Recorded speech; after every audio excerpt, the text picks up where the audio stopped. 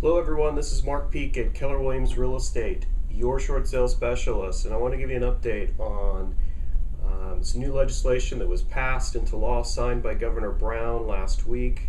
It's July 2012, and there's going to be some benefit to homeowners here, so there's some good news from it, and it's it's the California Homeowners Bill of Rights. And how does that impact you as a borrower? Now, if you're currently upside down on a mortgage and you owe more than your home is worth,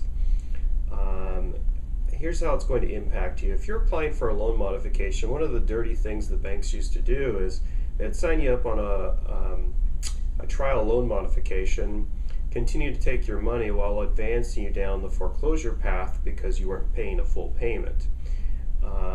And then at the end, they could simply just deny your loan modification and then put you up for a foreclosure sale. So this law that's signed into effect will prohibit what they call doing this exact thing, which is dual tracking. So you can't put somebody on a workout solution like a loan modification and run them down the path and at the same time advance the foreclosure sale until they get to the end.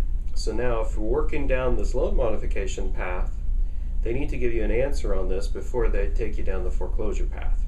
So, and there's certain notifications and stipulations in there.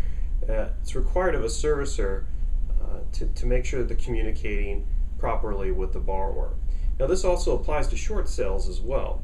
So if we have an approval on a short sale, so that's also a workout solution that mitigates a foreclosure, that also qualifies as an agreement between the bank and the borrower.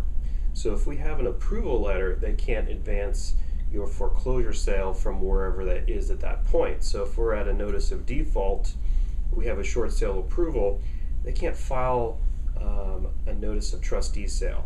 So this is all good news. The only thing I will say though, I mean, it doesn't take effect unfortunately until January 1st of 2013. So they're giving the banks some time to kind of go back and get prepared and geared up for implementing these, this new law that's come into effect for January.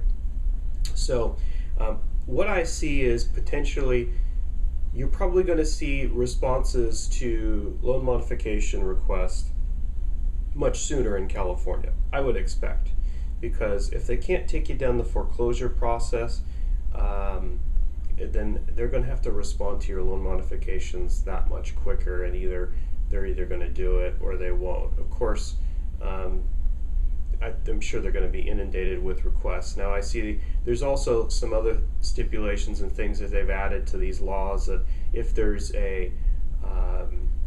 if there is some kind of ill will of the servicer, or if the borrower thinks that their rights were violated, there's some provisions in there that they can actually file suit against the servicer than the bank.